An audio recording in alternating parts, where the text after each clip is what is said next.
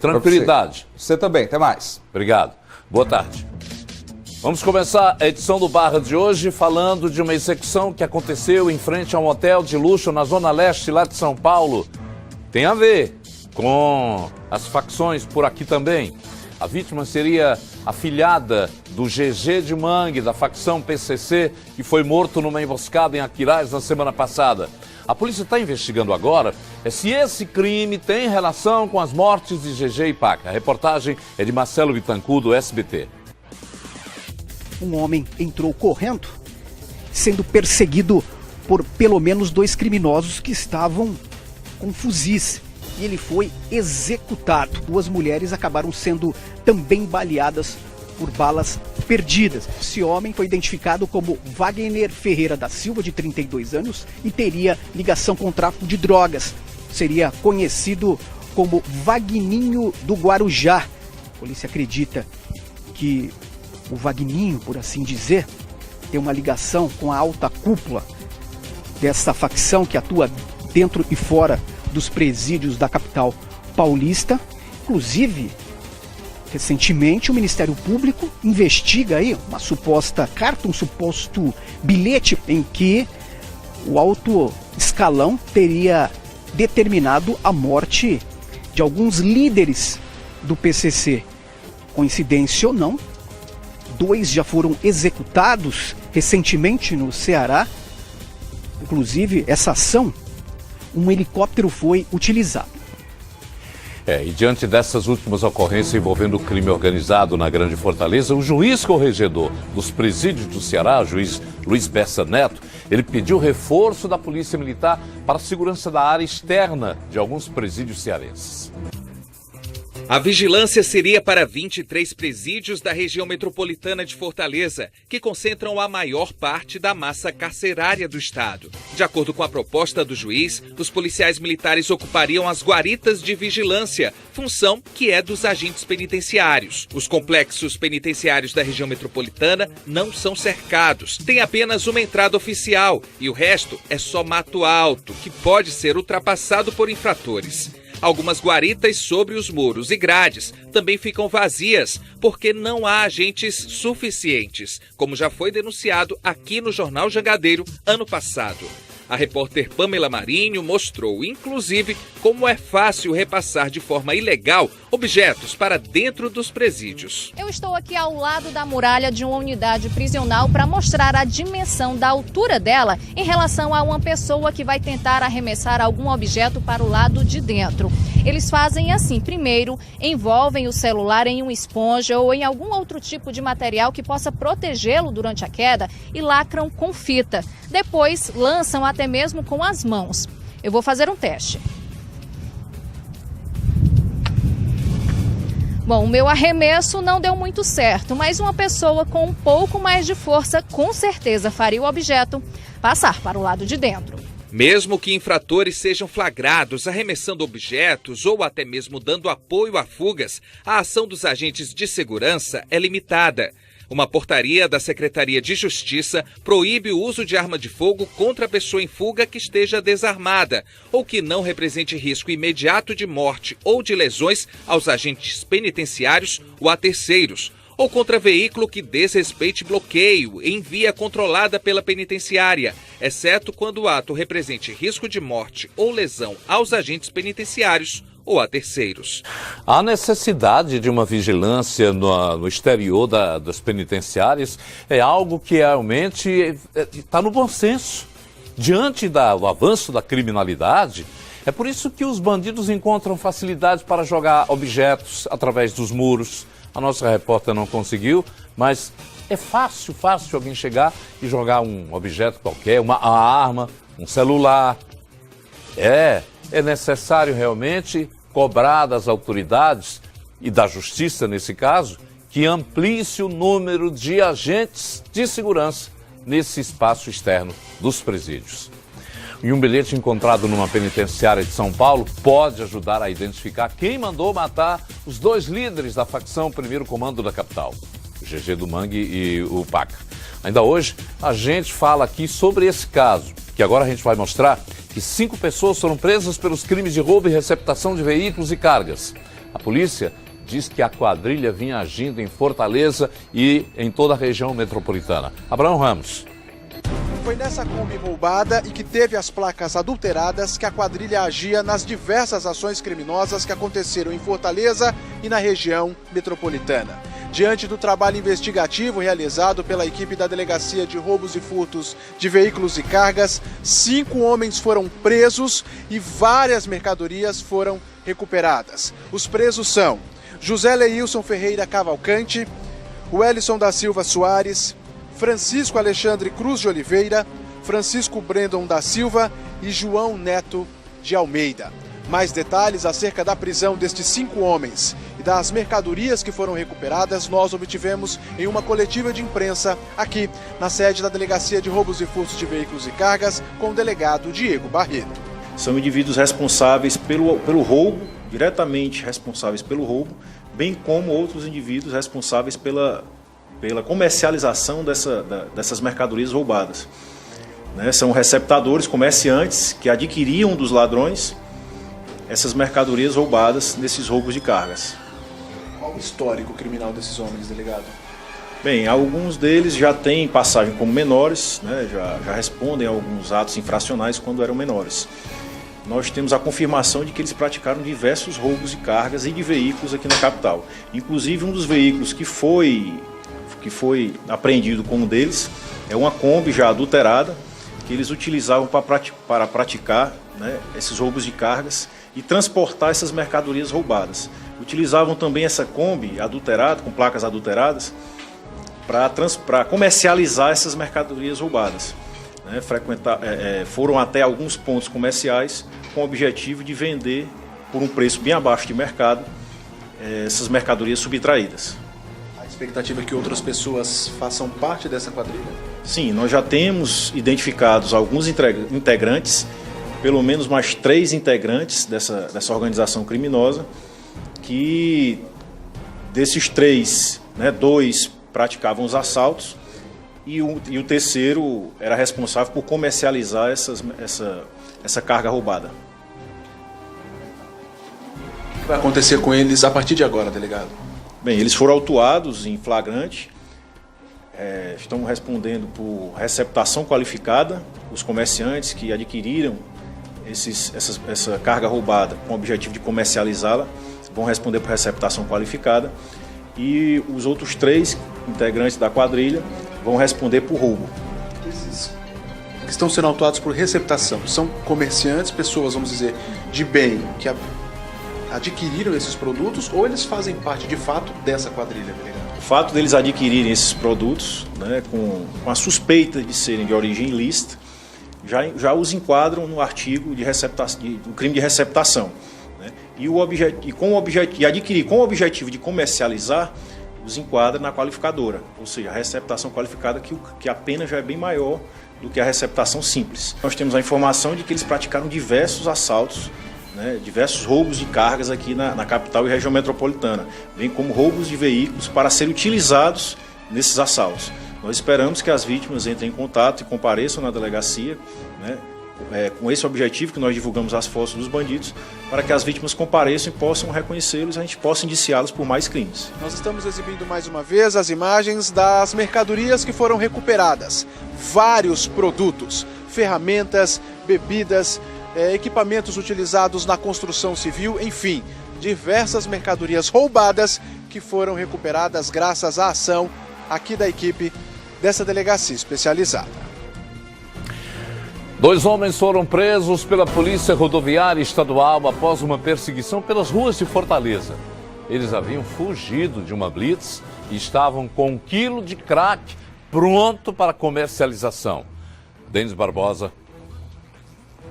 A dupla capturada pela Polícia Rodoviária Estadual seguia por este trecho aqui da perimetral com sentido Pici-Antônio Bezerra. E eles acabaram passando da blitz, mas foram perseguidos. E a polícia conseguiu capturar os 2 e eles estavam com quase 1 quilo de crack, exatamente preparado para a comercialização. A gente está mostrando, inclusive, aqui o trabalho da Polícia Rodoviária Estadual. O material está sobre o carro que era guiado por um deles e rapidamente a polícia conseguiu fazer uma perseguição e fazer a captura. Eu, ao avistar esse veículo, esse Palio preto, nós determinamos que ele parasse. Só que ele desobedeceu a ordem de pare e evadiu-se da blitz. Imediatamente eu determinei que o nosso pessoal do GTR fizesse o acompanhamento tático. Com muita precisão, né, e experiência dos nossos motociclistas, conseguiram abordar esses dois elementos próximos ao terminal do Antônio Bezerra. Ao avistar o engarrafamento, o que estava com a droga desceu do veículo e empreendeu fuga. Saiu correndo e com a experiência dos nossos motociclistas, né, 2 ficaram abordando aqui e o outro fez a perseguição do que estava com a droga. Quando ele viu que ia ser pego, ele liberou aquele pacote. E o nosso policial chegou junto, conseguiu detê-lo, retornou ao local e estava lá essa quantidade de crack aí, né? Que se vê que passa mais de 1 quilo de crack. Então será conduzido agora para a delegacia, juntamente com o veículo e eles dois, para ser feito o procedimento aqui no 10º DP. Major, esse material, ele está agora num tablete aqui, mas dentro ele está preparado para comercialização. Eu acredito que eles fossem fazer a entrega dessa droga, entendeu? Porque além desse pacote, por dentro existe pacote pequeno. E por eles não estarem ainda portando dinheiro trocado, ou seja, não tinha feito a negociação ainda. Então, hoje, o prejuízo para eles, quem ganha é a sociedade. São pessoas, famílias que teriam seus filhos, familiares que vivem envolvidos com isso, hoje não vai ter mais onde comprar, porque essa droga aqui será apreendida e será entregue à autoridade competente. De acordo com a polícia, o condutor do carro era este primeiro, não é isso, Major? O primeiro é o Evaldo Nogueira Peixoto, 39 anos. Você conhece, qual é a relação tua com ele? Sou amigo dele. Amigo, o que ele disse pra você sobre esse passeio no veículo? Ele estava em casa, né? Ele me chamou lá só pra fazer a corrida pra ele, né? Ele me pôs R$30 de gasolina pra mim e na volta me dava mais 30, só isso. Ele disse que ia entregar um remédio para um amigo dele, só isso. Quando ele voltou e entrou dentro do meu carro, quando a gente estava voltando aqui, que eu não conheço aqui, a gente é da área da Messejana, né? Aí pediu para vir por essa avenida aqui, eu ia parar na blitz normal, meu carro tá todo regular. Quando você avistou a polícia, o que aconteceu? Não, eu fiz de tudo para parar e ele pediu para passar, me forçou, até pegou no volante, eu não tentei fugir, ele vai, eu vou pular, eu não sabia que ele portava droga, depois você pode confirmar com ele, sou cidadão, trabalhador, e foi isso, burrice, de má companhia, ele me chamou para fazer uma corrida, conheço, ele é meu amigo, mais nada, não sei da droga, só isso aí. Conversamos com o Evaldo. O outro que estava com o entorpecente é o Raimundo Lira de Souza Neto, 26 anos de idade. O Raimundo, você colocou a vida de muita gente em perigo porque você fugiu da polícia, você assumiu aí a direção perigosa. Isso é já de cara o primeiro fato. Agora o segundo é esse entorpecente. Qual era o destino? Não, nada a declarar, sim. Já tem passagem pela polícia? Sim. Já? Você obrigou ele a não parar aqui na polícia? Sim. Ele sabia do entorpecente? Tava fazendo uma corrida ele. Você não vai revelar qual era o destino, quem participou de toda essa ação aqui do entorpecente? Nada a falar, sim. Só reforçando aqui que o cidadão já responde a 3157, tá certo? E também nós tivemos, para ter êxito, o mérito são de todos os meus policiais, entendeu? Todos. Aqui nós nos unimos para trazer um resultado positivo para a sociedade. Nós estávamos gravando aqui, um cidadão passou e deu informações sobre um homem que seguiu na contramão fugindo da blitz. Então os componentes já foram atrás, já trabalharam nesse sentido. É a população vendo esse trabalho e reconhecendo a importância e auxiliando também. O caso aqui em questão vai ser encaminhado ao 10º Distrito Policial. Tem um caso de uma mulher que foi flagrada tentando entrar com celulares no IPPO-2. O detalhe é que os aparelhos estavam no fundo falso de uma lata de tinta. A Luciana Lemos conta essa história pra gente. O procedimento foi realizado aqui na Delegacia Metropolitana de Itaitinga. O delegado titular Paulo Castelão recebeu um grupo de agentes penitenciárias feminina. Elas conduziram até essa delegacia uma mulher conhecida como Maria Jéssica Alves Pereira, de 21 anos de idade, que não possuía nenhum antecedente criminal. Ela tentou entrar no Instituto Presídio Professor Olavo Oliveira II, que fica também aqui no município de Itaitinga, com esse balde que tinha um fundo falso. O balde que, além de conter tinta, também estava com todos esses celulares que vocês observam nas imagens de Ranieri Salles. Com esse procedimento, aqui na delegacia, as agentes penitenciárias desconfiaram que aquele balde havia algo estranho. Não é muito comum uma pessoa ir visitar um detento com um balde de tinta. Então isso causou a suspeita e todo esse produto foi colocado nos equipamentos de scanner e foi visualizado nitidamente a presença dos aparelhos de celular. A Maria Jéssica repassou para os agentes penitenciários e também para os policiais civis aqui da Delegacia Metropolitana de Itaitinga que não sabia o conteúdo desse balde. Apenas ela informou que os familiares do companheiro dela, que ela já visita há 1 ano e 5 meses, o Magno Marlon Silva Rodrigues, entregou esse balde para ela com a quantidade de roupas para o detento. Quando chegou, ela teve também essa mesma surpresa. Essa foi a versão apresentada por ela, tanto lá no IPPO 2, como também aqui na Delegacia de Itaitinga. Versão que não convenceu o delegado. No entanto, o procedimento realizado com relação a Maria Jéssica foi apenas um termo circunstanciado de ocorrência, um TCO. Ela assinou todo o depoimento que ela prestou aqui na delegacia e ela saiu exatamente pela mesma porta em que entrou, a porta da frente. E a partir de então ela vai ter que responder junto à justiça o que estava fazendo com esse balde de tinta, com os celulares e qual a intenção dela. Toda a situação foi registrada aqui no Instituto Presídio Professor Olavo Oliveira II, no município de Itaitinga. A direção já não se encontra aqui para conversar com a nossa equipe de reportagem. No entanto, nós buscamos informações através de nota da Secretaria da Justiça e Cidadania. Fomos informados que Maria Jéssica está impossibilitada de entrar nessa unidade para visitar o companheiro pelos próximos 6 meses. Já o interno também será punido. Ele sofrerá um processo de forma administrativa disciplinar por parte da direção da unidade. O que é que ela queria com a lata de tinta levando? Ia pintar o presídio? No mínimo, não era? O cara, não, meu marido está preso aqui, ele é bom, ele não tem o que fazer, eu vou trazendo uma lata de tinta. Durma-se com um barulho desses. 3 assaltantes foram presos logo depois que roubaram um veículo aqui em Fortaleza.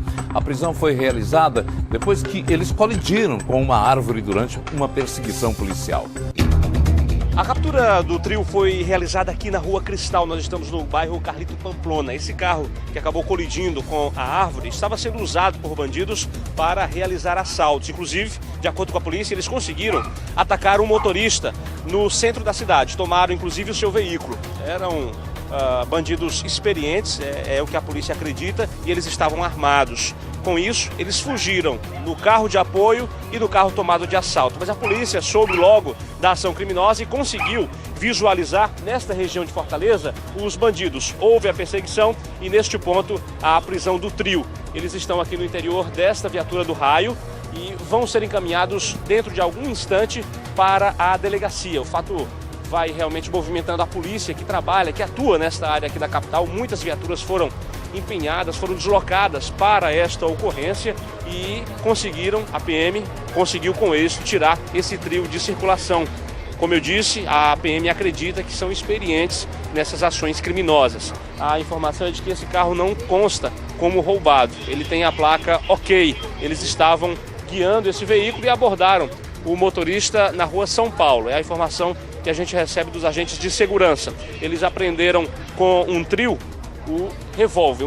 Nós não tivemos ainda acesso às imagens, mas é uma arma tirada de circulação. Com êxito, realmente, a polícia fez esse trabalho, inclusive perseguindo os bandidos por essa rua bastante estreita, sem qualquer outro problema às pessoas da comunidade. Isso revela uma experiência muito grande, uma perícia realmente importante durante o trabalho de rua dos policiais do Batalhão Raio. Eles participaram ativamente desta ação e a polícia, outras viaturas vieram dar apoio a esse trabalho realizado aqui na área do bairro Carlito Pamplona. Agora você acompanha a imagem da chegada do carro tomado de assalto e recuperado pela polícia ao 34º Distrito Policial, a delegacia responsável que vai registrar todo o procedimento. As vítimas já foram trazidas, inclusive, aqui para esta unidade e os capturados chegam agora neste momento. Inclusive, a Polícia Militar repassa a informação de que pelo menos um deles tem histórico de passagem pela polícia, tem um histórico de passagem por presídio, já cumpriu pena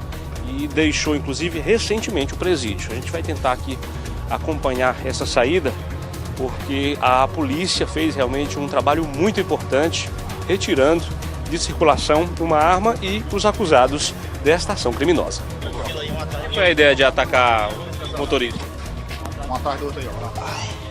Então, eles permanecem em silêncio, inclusive, e a gente nota que um deles tem uma tornozeleira ali, está utilizando esse dispositivo, esse equipamento. Agora a entrada aqui bem rápida e eles permanecem em silêncio. A gente vai tentar aqui conversar com eles. De quem foi a ideia de atacar o casal? Tem nada para falar não, tem nada para falar não, tem nada, tem a... O que dá? Em silêncio, conduzidos pelos policiais militares do raio que participaram desse trabalho muito importante. Agora o procedimento vai ser registrado na delegacia. As vítimas estão aqui, como eu disse, mas preferem não conceder entrevista acerca do fato, porque estão realmente com muito medo, com muito receio, mas vão fazer todo esse procedimento, vão fazer este depoimento muito importante, oficializar realmente para que a polícia possa tomar ciência e eles fiquem realmente à disposição da justiça. São 12 horas e 31 minutos, hoje sexta-feira é dia especial. E na edição de hoje, a história de vida e superação de um ex-bancário, 56 anos, que há 3 anos perdeu a visão e conseguiu superar as dificuldades da deficiência através da arte e de um convívio social.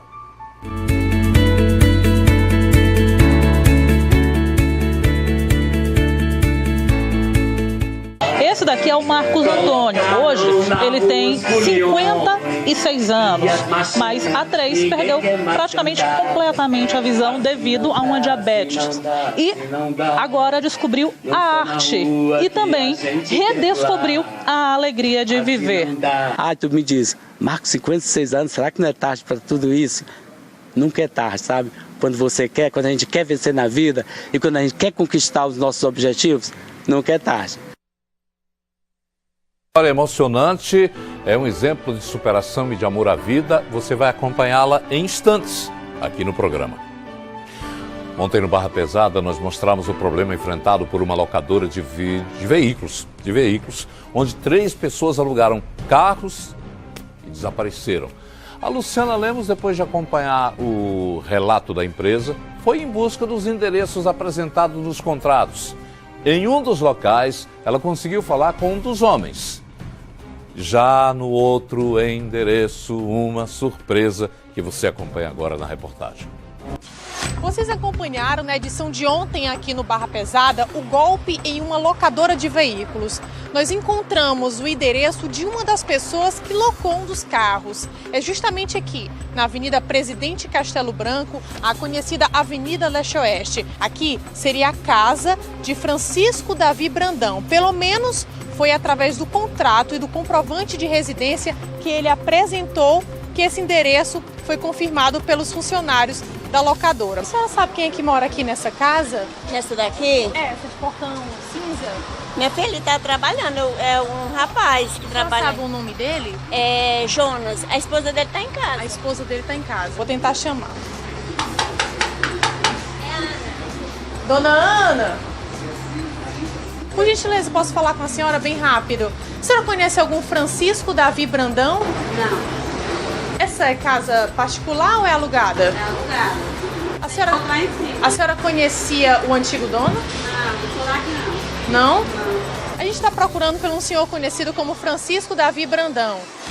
Esse rapaz, ele morou aqui há algum tempo, mas ele sumiu, ele viajou. Em quanto tempo? Ele morou aqui, eu acho que ele morou uns... por sinal, ele não morava aqui, ele morava naquela casa ali que era dele, ó, onde é a loja. Aí então, se ele morou ali, aí ele passou aqui mais ou menos 1 ano, e depois sumiu. E a casa era particular, era dele mesmo? Era dele mesmo, mas ele vendeu, foi. Ele vendeu? Vendeu. Ele passou 1 ano aqui e faz quanto tempo que ele se mudou? Mas eu acho que está com mais de 3 anos. Sumiu. Até hoje, às vezes vem pessoas atrás, aí ninguém sabe. Já vieram outras pessoas atrás dele, então? Às vezes vem, a pessoa procura, você não conhece. Não, eu conheço não. Tá, o endereço é esse, fornecido no comprovante de residência e também no contrato que vocês já observaram na locadora. Avenida Presidente Castelo Branco, número 4571. Nós viemos aqui, conversamos com a vizinhança que já viu sim este homem aqui, o Francisco Davi Brandão. Mas ele já não se encontra mais nesse mesmo endereço. Com isso, nós seguimos para o outro endereço das outras 2 pessoas que possivelmente podem ter relação no mesmo golpe. alugaram um veículo em uma locadora no bairro Aeroporto e nunca mais devolveram. O segundo endereço informado é na Rua 10, número 924, no Conjunto Tabapuá. Mas nós fomos até o mesmo endereço e não encontramos essa numeração. No entanto, nós fomos informados pelos moradores da região que existe um bairro próximo, que é o Parque Ipiranga, que também existe a Rua 10, que é justamente a rua em que nos encontramos. Nós viemos aqui para saber se a pessoa ou se as pessoas ainda estão nessa residência, na Rua 10, no número 924. E ao que tudo indica, a casa é um pouco mais aqui à frente. Vou tentar aqui chamar alguém, ver se alguém pode receber a gente. Boa tarde. Queria só uma informação. Você alugou um... Tá bom, a gente não precisa filmar. Ele não quer aparecer, mas a gente vai conversar aqui com ele, ver o que ele tem a dizer. A gente recebeu uma informação de uma locadora, onde você teria alugado um veículo ali nas proximidades do aeroporto. Foi você? Não. Essa pessoa aqui da foto e dessa habilitação? É eu. É? Você nunca esteve nessa locadora? Alugou o veículo? Não. Você conhece uma jovem chamada Jéssica? Conheço. Ela é o que sua? Amiga minha. Essa aqui? É. É ela mesmo? É ela. Será que ela usou sua documentação para alugar esse carro? Talvez, né? Você nunca esteve numa locadora? Eu não sei te dizer o modelo do carro. Ou um Onix, ou um Prisma, salvo engano. Mas o veículo foi alugado em seu nome e até agora o veículo não foi devolvido. Meu Deus do céu. Você tinha conhecimento de que sua habilitação estava nessa locadora? Não tinha não. Mas aqui é você mesmo. É eu, tem minha foto aí. Aqui, ó. Cadê? É. Sua habilitação, seu CPF, tudo direitinho. Pronto, a gente recebeu essa informação. Inclusive, os donos da locadora estão à procura de vocês. Eu nem sabia. Tem meu nome rolando e não bota nem me liga, nem atrás de mim. Né? Nem carro eu tenho, nem uma moto pra andar. É mesmo? É. Você nunca foi chamado, assim... Não. Se quer chamar, tinha ido. Você nunca alugou esse veículo? Não. Será que a Jéssica faria isso? Não sei, eu vou perguntar ela ali já. Vou perguntar, saber isso aí dela aí, né? Já tá usando meu nome. Vamos ver, né? É. Vamos complicar algo pra você, não é isso? É bom, né? Tava trabalhando, tava nem sabendo disso aí. Eu vim aqui em casa agora, tá sabendo disso aí. Você nunca alugou veículo? Não, nunca tenho dinheiro pra alugar veículo, não, meu senhor. Tá bom. Obrigada, viu, Milton? Olha, a gente conversou aqui com ele, ele não quer mostrar o rosto, mas frisou aqui para nossa equipe de reportagem que nunca alugou veículo, que nunca esteve nessa locadora ali nas proximidades do aeroporto. Ele vai até entrar em contato com essa amiga, a Jéssica, que também existe alguns dados dela na locadora. Ele vai tentar entrar em contato para saber se ela fez isso no nome dele. Mas viemos aqui exatamente pelo endereço que se encontra no contrato, pelo endereço que foi fornecido aos responsáveis da locadora para que o veículo fosse alugado. O Milton diz que ele jamais alugou um veículo. Ele estava trabalhando, foi pego de surpresa com a nossa equipe de reportagem aqui na porta da casa dele. A partir de agora ele vai tomar as providências cabíveis porque ele não alugou esse veículo, segundo a versão que ele apresentou. Essa Jéssica pode ser tudo, menos amiga, né? Para fazer um negócio desse com ele. Tem rua aqui em Fortaleza onde os moradores anunciam que todo dia tem assalto. Os criminosos agem em plena luz do dia e nem as câmeras de segurança inibem ações. Um vídeo enviado para o Barra Pesada flagra uma das últimas ações dos assaltantes nesse local.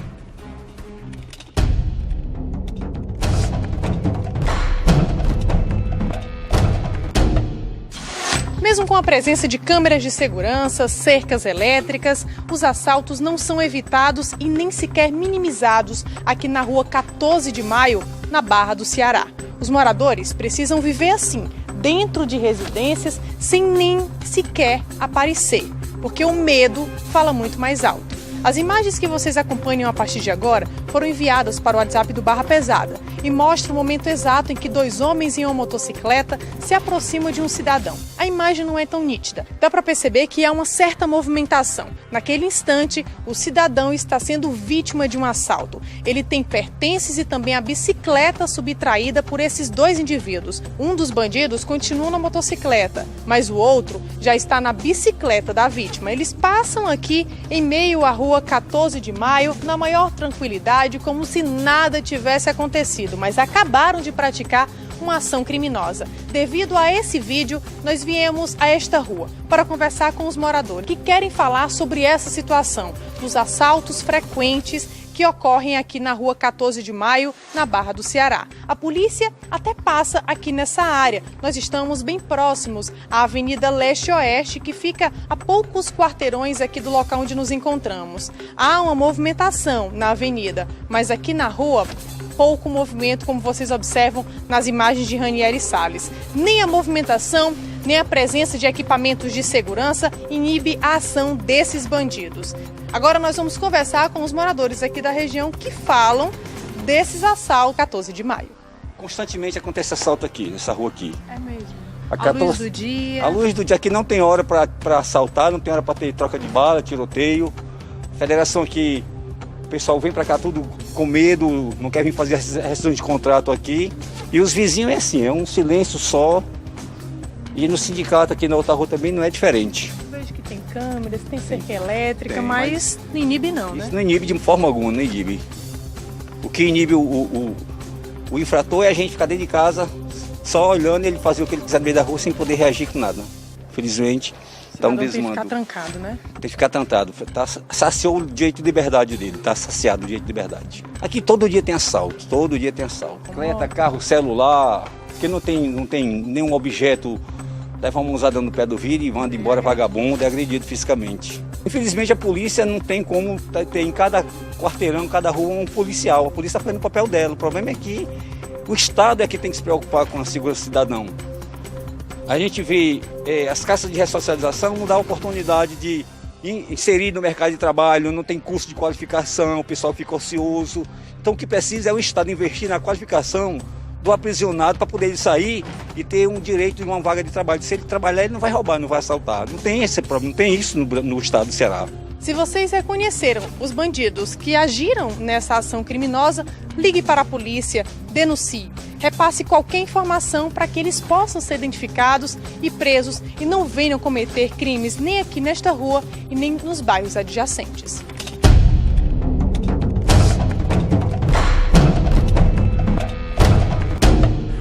A seguir, a história de vida e de superação de um ex-bancário, 56 anos. Há 3 anos ele perdeu a visão e conseguiu superar as dificuldades da deficiência através da arte e do convívio social.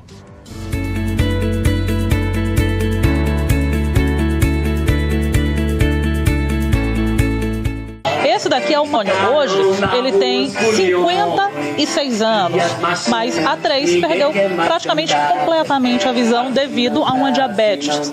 E agora descobriu a arte e também redescobriu a alegria de viver.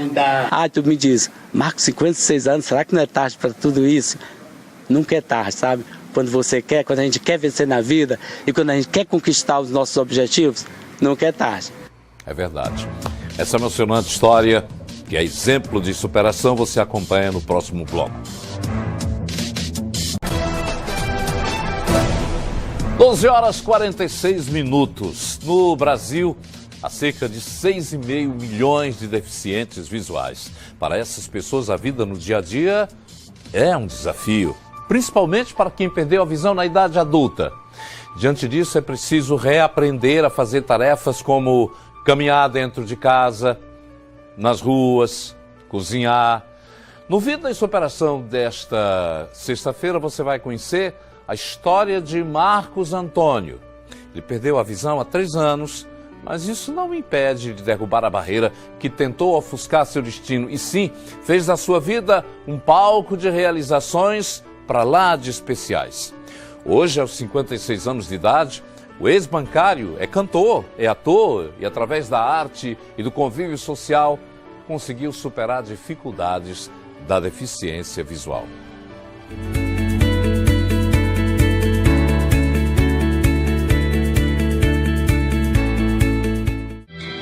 E agora resta uma mesa na sala, e hoje ninguém mais fala no seu bandolim.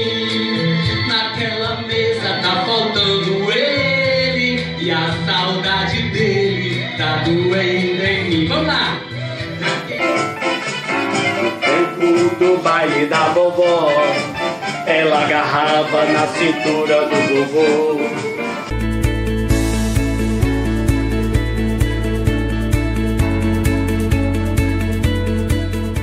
Ah, tu me diz, Marcos, 56 anos, será que não é tarde para tudo isso? Nunca é tarde, sabe? Quando você quer, quando a gente quer vencer na vida e quando a gente quer conquistar os nossos objetivos, nunca é tarde. E eu quero ir longe, eu vou longe, pode ter certeza disso, viu?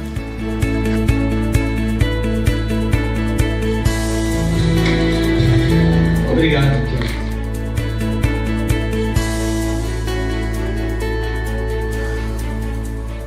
Histórias de superação que possam atingir alguém que nesse momento convive com a dor, às vezes de uma perda qualquer, de um sofrimento, que possa ser realmente superada através de exemplos como esse aí. Infelizmente, na humanidade, os indivíduos só se acham quando perdem alguma coisa, já notou? Perdem uma visão, perdem alguém da família, ou se perdem no mar de tristezas para encontrar realmente a destinação. Todos nós somos construtores do nosso destino. Confiar e seguir em frente. A seguir, um bilhete encontrado numa penitenciária de São Paulo pode ajudar a identificar quem mandou matar os dois líderes da facção Primeiro Comando da capital, o GG do Mangue e o Paca. Informações após o intervalo. De volta a falar de um fato nada agradável e que em outras ocasiões nós já mostramos aqui no Barra Pesada. Pessoas expulsas de casa por conta de ameaças feitas por facções criminosas. Dessa vez o fato aconteceu em um território no qual a polícia descobriu uma fábrica de armas de grosso calibre que nós inclusive mostramos em um dos nossos programas no decorrer desta semana. Uma rua inteira foi alvo dos bandidos e os moradores, além de expulsos, tiveram residências invadidas. O repórter Abraão Ramos foi até o local e vai trazer para a gente os detalhes. A nossa equipe de reportagem veio ao Conjunto Palmeiras. Nós recebemos a informação que a história volta a se repetir. Moradores que foram expulsos da própria casa por criminosos que querem dominar essa região. Aqui nós nos deparamos com policiais militares fazendo o patrulhamento de rotina aqui neste local. Nós vamos desembarcar neste ponto justamente para trazer mais detalhes acerca do que está acontecendo aqui nessa comunidade, na área do bairro Conjunto Palmeiras. A informação que nós temos é que vários moradores deixaram as próprias casas. Alguns foram expulsos, outros com medo preferiram se mudar. Ao chegar aqui na rua Cantinho Verde, a cena que nós nos deparamos é essa que o nosso cinegrafista Ranieri Salles, com o apoio do James Taylor, está mostrando nos detalhes das imagens. A comunidade deserta, várias casas abandonadas, fechadas. Tudo isso porque, segundo as informações, os moradores foram expulsos das próprias casas. Nós vemos os imóveis fechados, mas completamente vazios, abandonados, pessoas que fugiram às pressas, deixando até para trás alguns objetos, alguns móveis. O que as pessoas queriam era sair daqui. Olha só, essa casa com o portão aberto. Vou mostrar aqui, René. Vou mostrar aqui para mostrar a situação.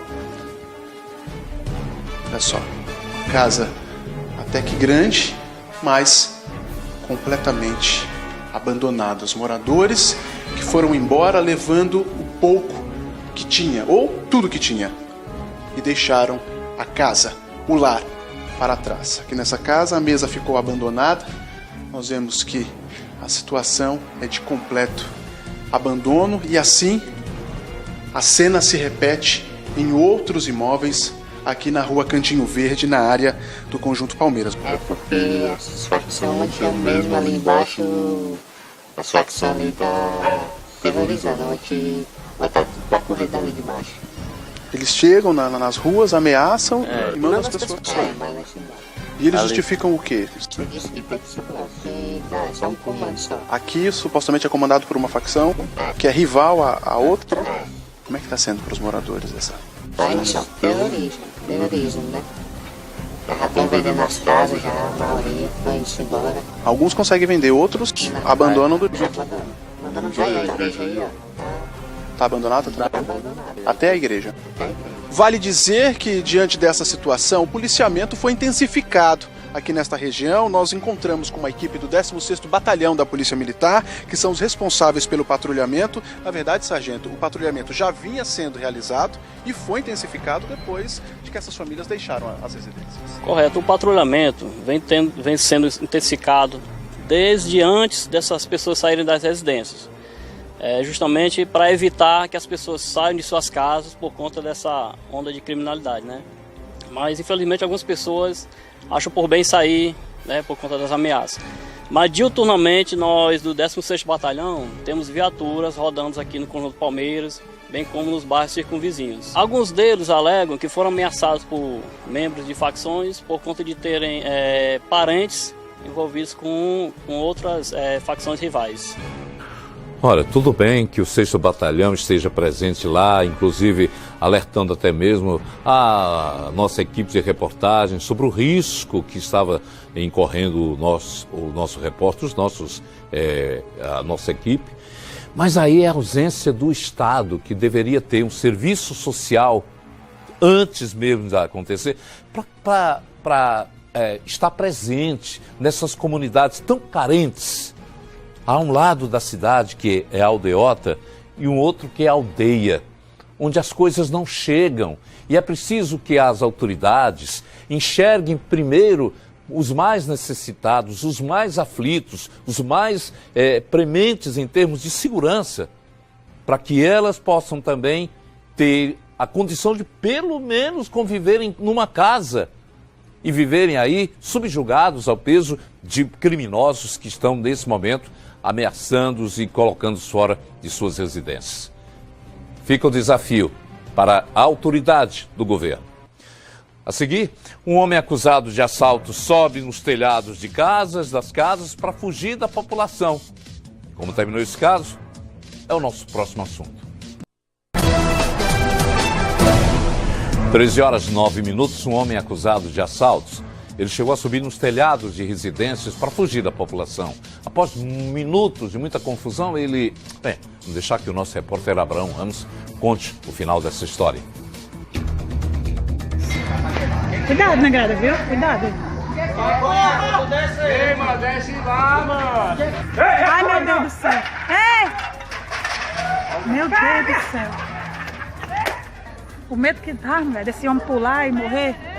A situação mobilizou os moradores do bairro Mondubim.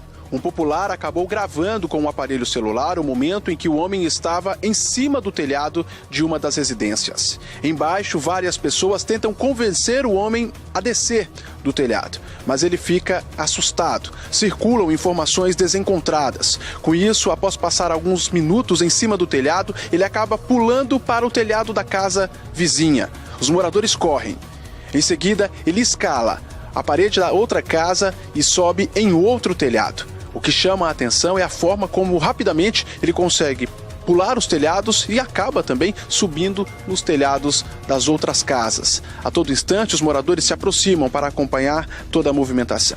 Do telhado, o homem grita: "Eu não sou ladrão, não. Eu não sou ladrão, não." Os moradores continuam mobilizados. A expectativa de todas as pessoas é que ele desça do telhado da residência. Neste outro vídeo, também gravado por populares, é possível observar o momento em que ele retira algumas telhas e fica com essas telhas nas mãos. Ele está assustado, ele vai de um lado para o outro. As pessoas continuam, na verdade, preocupadas com essa situação. Como nós acompanhamos nestes vídeos, tudo aconteceu nesta Rua Jaqueline Cavalcante, área do bairro Mondubim. O homem estava exatamente no telhado dessa casa.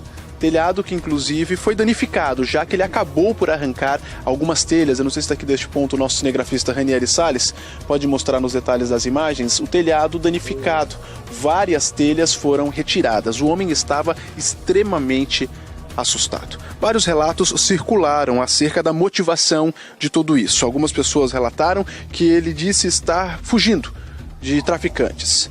Outras pessoas relataram que supostamente ele teria entrado em uma casa e ele acabou fugindo para o alto a fim de se proteger. Nós vimos no vídeo também que vários moradores cercaram praticamente toda esta área a fim de capturar este homem e acionar as autoridades para que as providências fossem tomadas.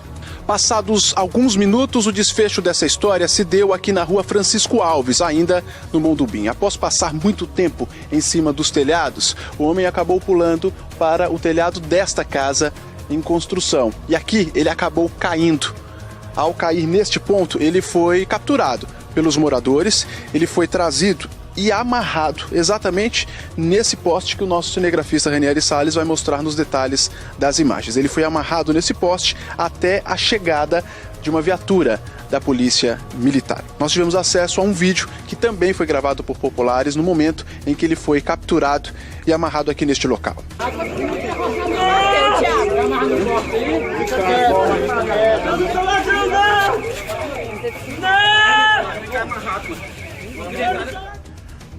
Eita cidade!